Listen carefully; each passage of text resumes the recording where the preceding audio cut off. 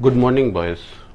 Today we have to start new subtopic from electric current chapter, that is heating effect of electric current. Heating effect of electric current means heat produced due to electric current. Whenever any load or resistor or conductor is connected to potential difference or battery, then the chemical energy of the battery is converted into kinetic energy of electrons. This kinetic energy of electron collides with other atoms or molecules and thus heat is produced. So this effect is called as heating effect of electric current. So today we have to study about the heating effect of electric current, and in our daily life we can see many devices working on this effect, like bulb, heat immersion rod, and even fuse also. Fuse is also based on heating effect of electric current. This law is also called as Joule's law of heating.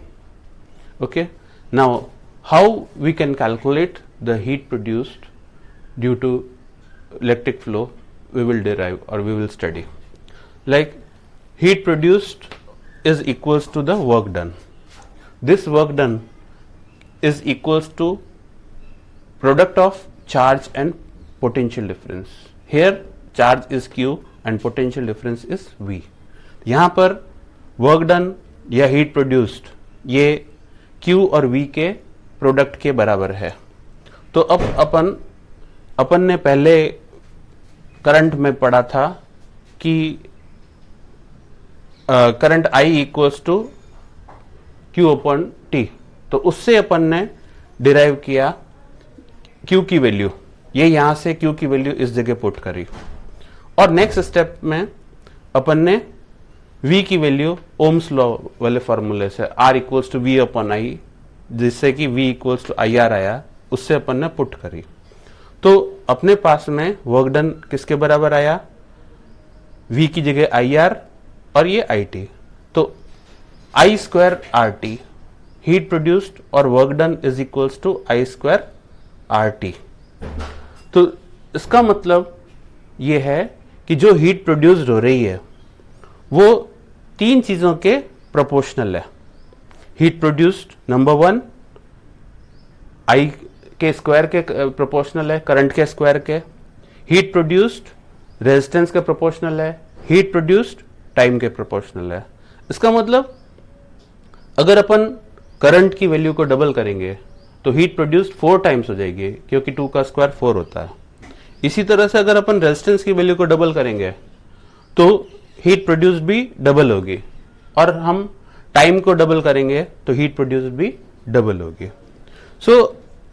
तो इस तरह से अपन heating Joule's law of heating या heating effect of electric current को इस तरह से डिफाइन कर सकते हैं. The heat produced on passing electric current through conductor is directly proportional to square of current passing through it, number one, resistance of the conductor, number two, time for which the electric current is passed. तो H is proportional to I square, H is proportional to R, H is proportional to T.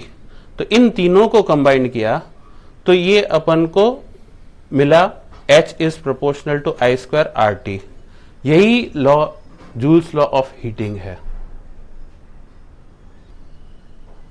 अगर अपन इस proportionality के symbol को हटाते हैं और तो उसकी जगह एक कांस्टेंट K आता है, तो ये अपने पास में हो जाता है I equals to K I square RT.